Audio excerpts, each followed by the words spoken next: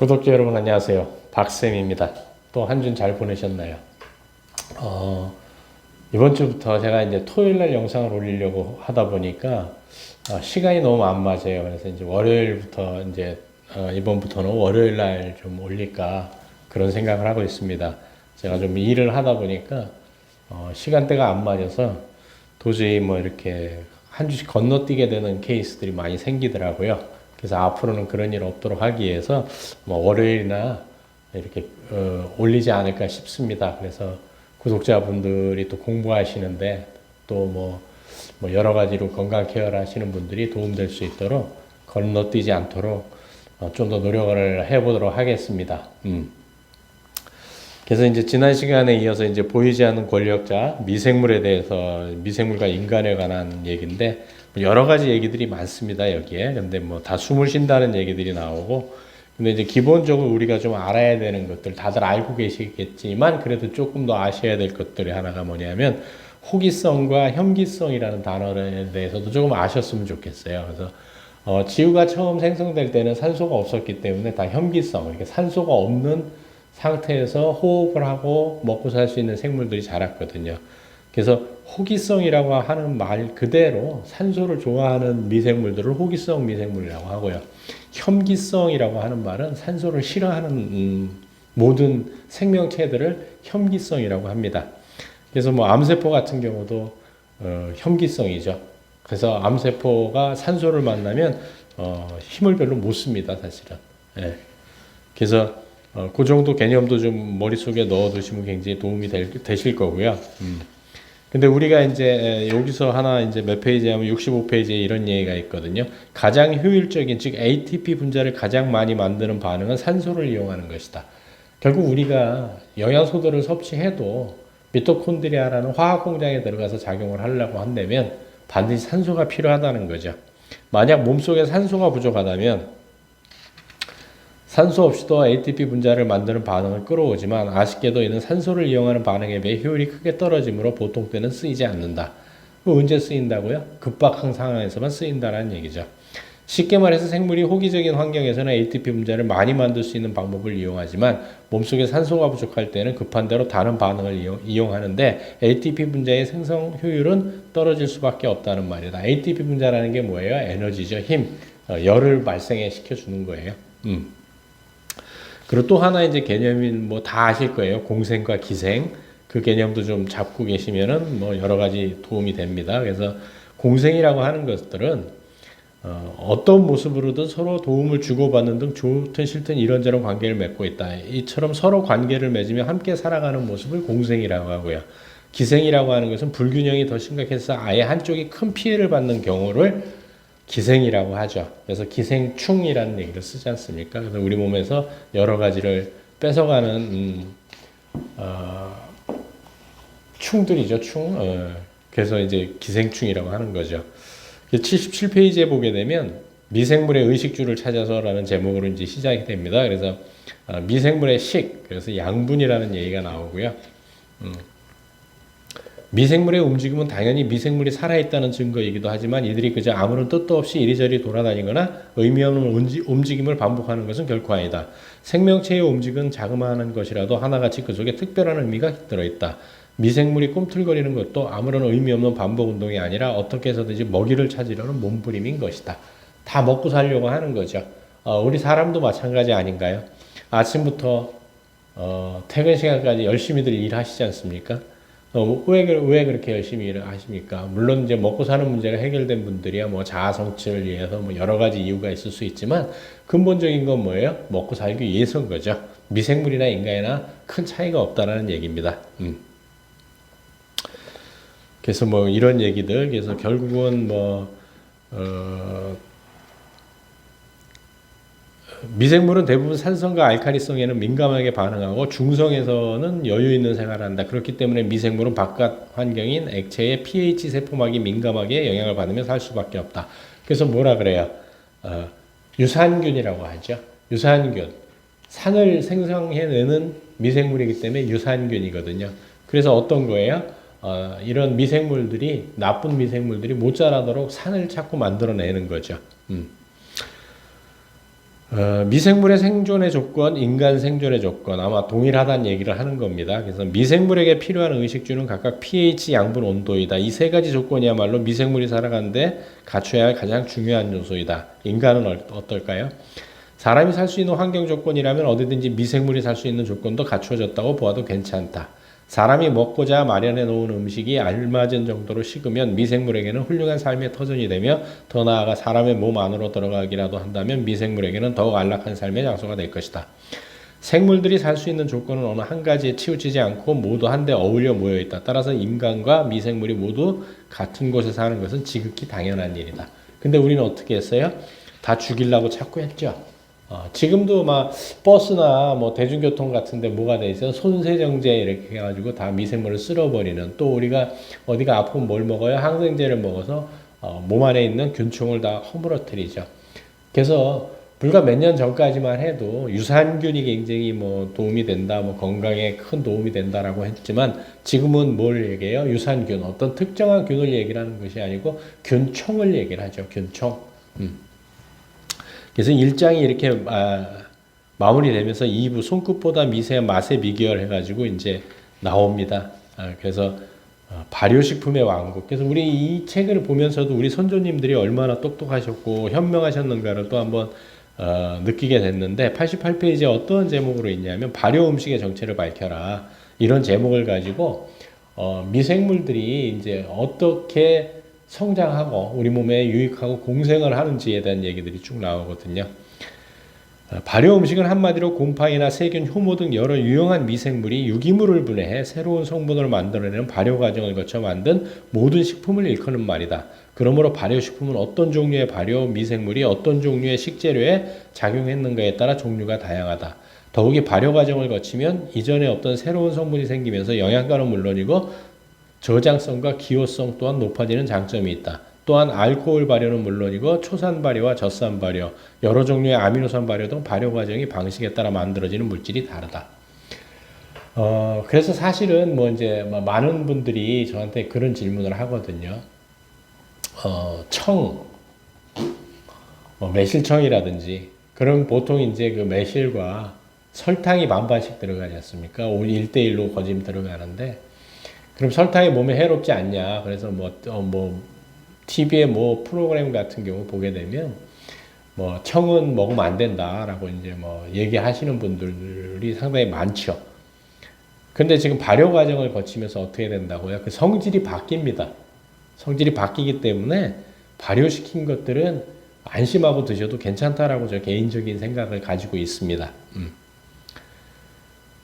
유용한 미생물 발효를 통해 각각의 재료를 우리가 쉽게 소화할 수 있는 상태로 바꾼 것이 발효 음식이다. 한편 미생물 발효를 통해 만들어진 여러 유기산은 발효 음식의 맛을 좋게 할 뿐만 아니라 우리 몸속의 장내 미생물 분포를 고르게 유지하고 유해 미생물의 증식을 억제함으로써 우리 건강을 지켜주는 유익한 역할도 한다.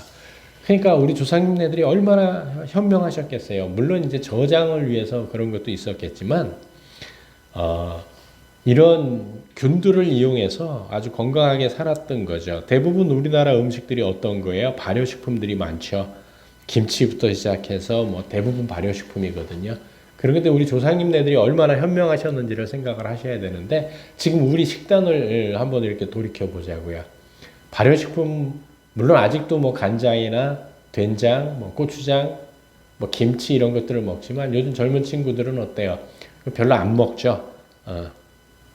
그래서 그런 것들이 많은 질병들을 유발하고 비만을 유발하는 것이 아닌가라는 또 생각을 개인적으로 해봅니다. 101페이지에 발효란 효모를 비롯한 곰팡이나 세균 등의 미생물이 스스로 살기에 유기물을 분해하면서, 스스로 살기에서 분해하는 거예요.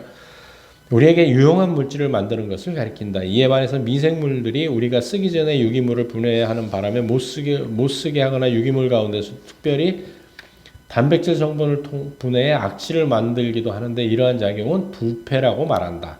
그러니까 발효와 부패가 똑같은데 어떻게 하느냐에 따라, 어떤 균이 달라붙느냐에 따라 달라진다는 얘기예요.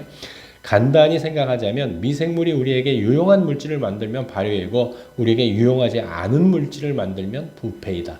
예. 그래서 발효식품들은 우리가 많이 먹는 것이 가장 좋고요. 또 뭐 술을 빚기 위해 지켜야 할 것들 뭐 이런 얘기들이 있는데 이거는 뭐 굳이 여러분들 우리 구독자분들께서 안 아셔도 될 것 같고요.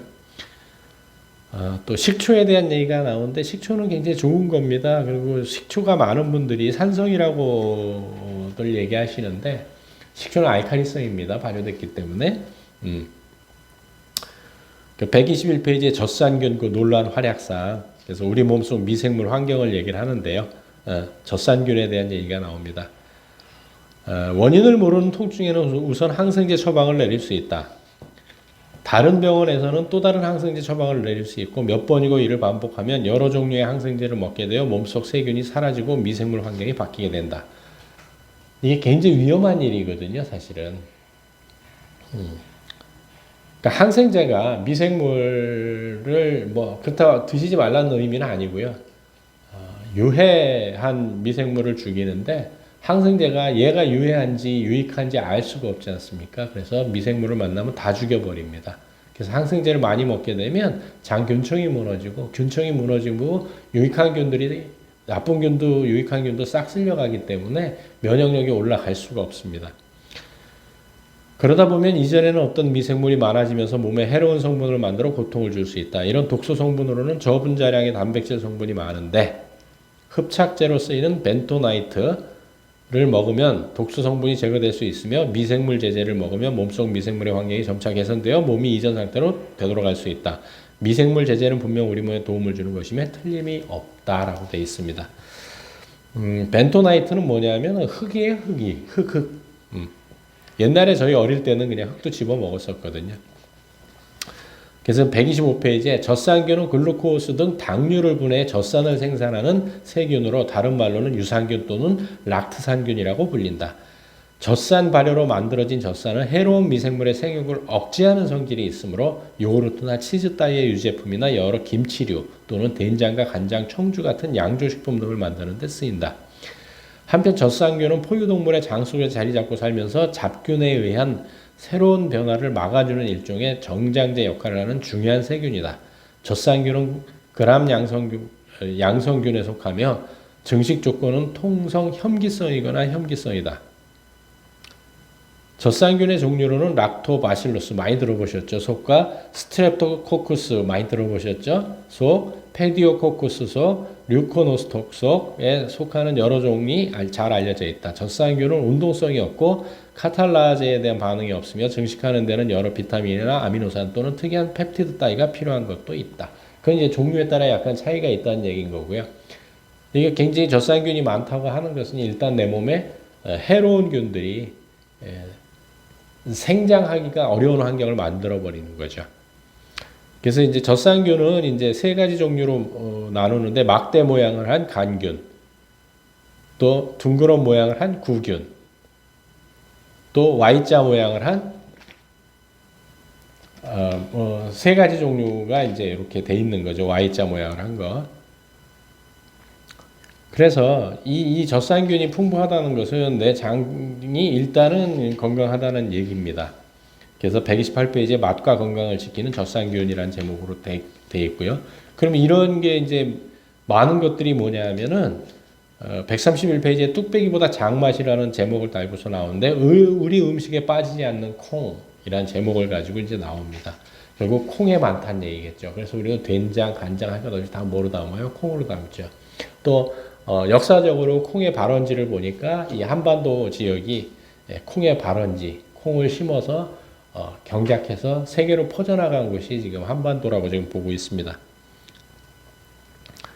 133페이지에 콩은 비료를 많이 주지 않아도 잘 자란다고 한다. 콩은 리조비움 속에 속하는 뿌리 혹세균과 공생한다. 따라서 뿌리 혹세균이 만들어주는 영양분을 얻어 알차게 살아가는 것이다.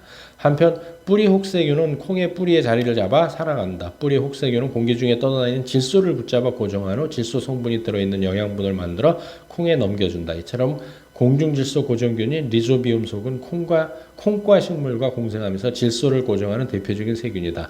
이 덕분에 흙이 저절로 비옥해지고 콩은 잘 자랄 수 있다. 그래서 인공 요즘 사료도 질소 비료죠. 사료가 아니고 비료. 네. 근데 콩은 이게 하여간 그 땅을 기름지게 한다는 거죠. 이런 얘기들이 쭉 나오고요. 그래서 이제 여기 재밌는 141페이지에 청국장은 우리나라의 전통 발효 음식 가운데 하나이지만 청국장이 풍기는 시큼한 냄새 때문에 요즘 사람들이 식탁에서 멀리하곤 하는 음식이다. 저희 어릴 때 먹었던 그 청국장 특유의 그 맛을 내는 것들이 지금은 거짓없죠. 그것도 이제 뭐 식품 첨가물을 해가지고 청국장 냄새를 많이 죽여버렸더라고요. 그러니까 감소시켰는데 가끔은 어릴 때 먹었던 청국장이 그립기도 합니다. 이처럼 냄새가 독특한 청국장은 바실로스, 다른 말로 고초균이라고 하는 세균이 발효시킨다. 고초균은 콩에 들어있는 단백질을 작은 조각의 아미노산으로 분해하므로 콩 단백질의 소화 흡수율을 높여주는데 최근 연구 결과에 따르면 이 세균은 장내 부패균의 활동을 약화시키고 병형균에 대한 항균 작용을 하는 서브틸린이라는 항생 물질을 만든다고 한다. 이와 같은 항생 물질을 만들어내는 고초균이 우리 몸속에서 부패균의 활동을 억제함으로써 결과적으로는 부패균이 만드는 각종 발암 물질이나 암모니아, 인돌, 아민류 등을 감소시켜서 우리 몸을 건강한 상태로 유지하는 효과를 낸다. 이런 것들 암모니아나 또 인돌, 아민류 이런 것들은 전부 육류를 먹었을 때 많이 나오는 거죠. 방구 냄새 독한 거 이런 것들이 이제 암모니아, 인돌 이런 거죠. 그래서 부패균이 만드는 각종 발암 물질도 억제를 한다는 거죠. 고초균이.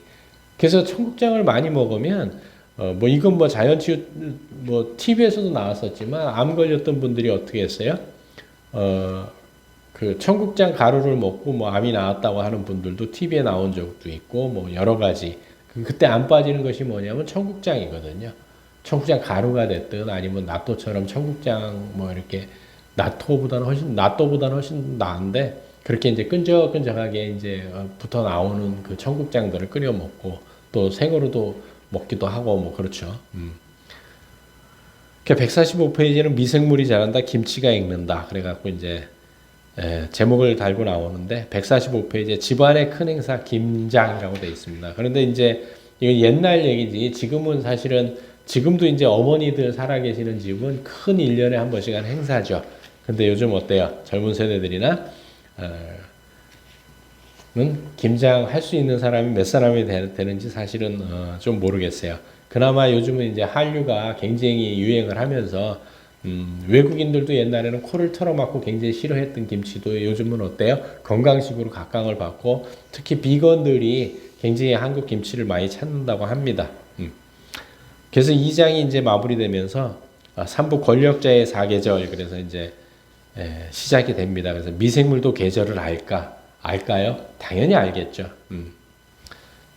그래서 가장 알맞은 삶의 조건을 찾아서 미생물들도 이사를 한다는 얘기예요. 그리고 160페이지에 어떤 얘기가 있냐면 기후의 변화는 수십 년 또는 수백 년을 주기로 조금씩 이루어진다. 화산 폭발, 지구 공전 궤도와 자전축의 변화 등을 원인으로 꼽을 수 있지만 최근 들어서는 인위적인 환경 오염이 더 큰 원인으로 지목되고 있다.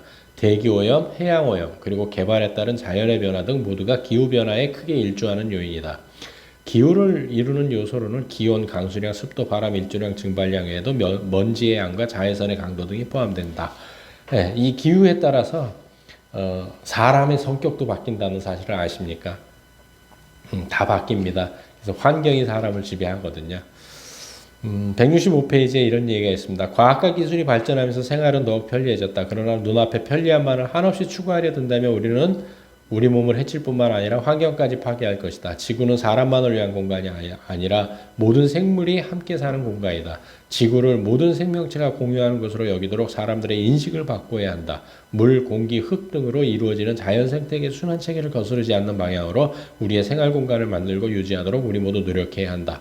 그래야만 환경이 있는 그대로 보존되고 다른 모든 생물과 미생물 그리고 우리가 서로 조화를 이루며 건강한 삶을 지속해 나갈 수 있다라고 지금 저자는 얘기를 막 합니다.